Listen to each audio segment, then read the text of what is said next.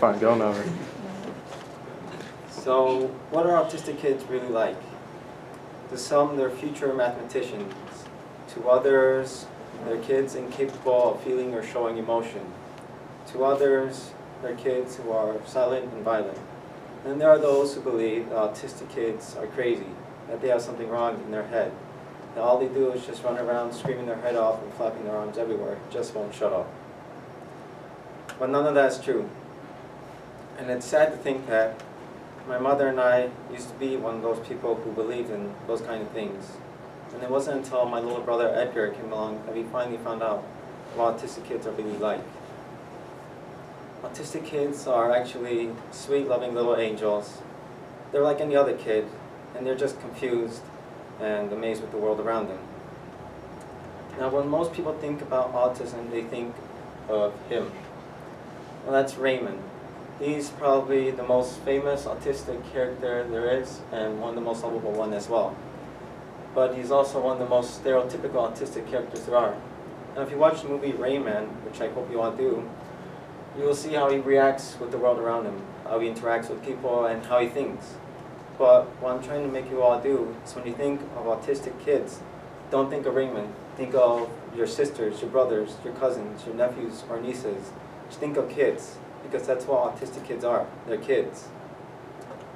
Now, my little brother is 8 years old, and I'd like to say he likes everything an 8-year-old likes.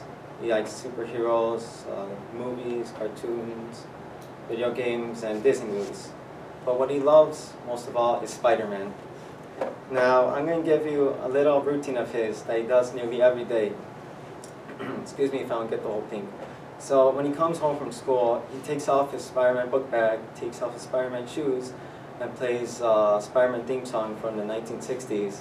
And he puts a mask on and he chases me all around the house because I'm the bad guy. And after he's done chasing me, he goes off to play a Spider-Man video game and watches a Spider-Man TV show. And when it's time to eat dinner, he gets a Spider-Man plate and a Spider-Man cup. And after he's done eating, he goes to his room full of Spider-Man stickers to play with the Spider-Man toys. And when he's done with that and it's time to go sleep, he puts on his Spider-Man pajamas and he lays in bed waiting for someone to read to him a Spider-Man book. Now, I know it's a lot of Spider-Man. To me, I think it's too much, but that's normal with autistic kids, because when they love something, they just love it. And I think one of Edgar's probably most favorite memories we'll ever have is when our family took a trip to Disney World. You should have seen him. It's like he died and went to heaven. It's amazing. He saw all of his favorite Disney characters, won all the rides. He was just shaking with excitement. You can see his face go. But when he saw Woody, that's the way he saw God. Look at him. Tell me one kid would not react the same way if he saw their favorite Disney character. Now, unfortunately, we're going to move on to a more serious and saddening topic. One of the stereotypes I hate the most would have to be that autistic kids are violent. Now, this stereotype was blown up during the Newtown shooting period. And I like to blame the news more than anyone else because they implied that autism was the source of the shooter's actions. And during the whole period, I think that impacted Edgar a lot because every time we'd go to a park, no one would play with him, and parents would just stare at him. And if I saw the parents' eyes, or met eyes with them, I should say, they'd just look away. And if a kid happened to get close to Edgar, they'd snatch their kid away from him. And Edgar would get really sad and wouldn't understand why. And I had to explain to him a bit. And he didn't seem to understand, but I tried my best. What I hated most, though, was that there were people who actually said that we should lock up autistic kids and adults simply because they're autistic. And families like mine, families with autistic kids, had enough of this, and we decided to explain to all the people that autistic kids are not violent. And naturally, people wouldn't believe us because they thought we were blinded because we had a personal connection with these kids. And it took a doctor to explain it to him. So Dr. Fred Volkmer, director of the Child Study Center at Yale University School of Medicine, stated that there is no link between autism and violence. And people started to believe him, and things got relatively back to normal. But ever since then, there are some people who always have this fear in the back of their mind that autistic kids will go berserk at any moment and go on a rampage. Now, one last thing I would like to mention is that some people believe that autistic kids know right from wrong, but that's not really true. Autistic kids are just like Adam and Eve before they died of knowledge. They're as innocent as anyone can be. So they have to be taught what is right from wrong constantly, every day. So I'd like to share a couple of stories with you.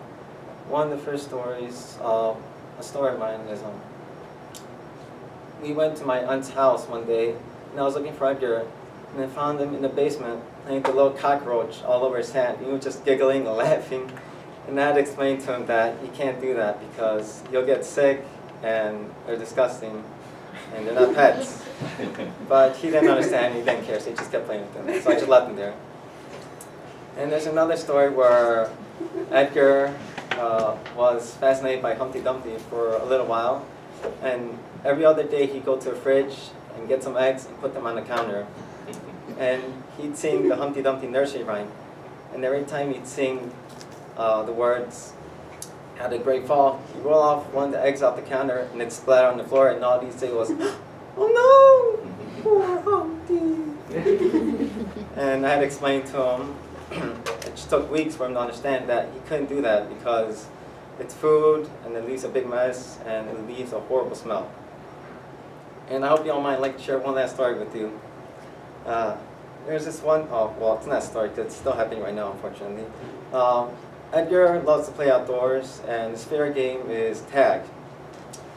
Now, correct me if I'm wrong, but this is how you play tag. I admit I have to go tag you, and as soon as I tag you, you're it, and you have to tag me, right? But that's not how Edgar plays tag. No. The way Edgar plays tag is I'm it, and Edgar goes all around and I have to tag him. But even though I tag him, I'm still it, and he gets to run around all over the place. So in the end, I end up being it the whole time. And even though we call it tag, I think we should call it chase Edgar until you fall down dead tired, because that's exactly what happens every time I play tag with him. I fall down dead tired, and even then he still wants me to go chase after him. So I have to crawl after him, and he just thinks that's hilarious. It's horrible.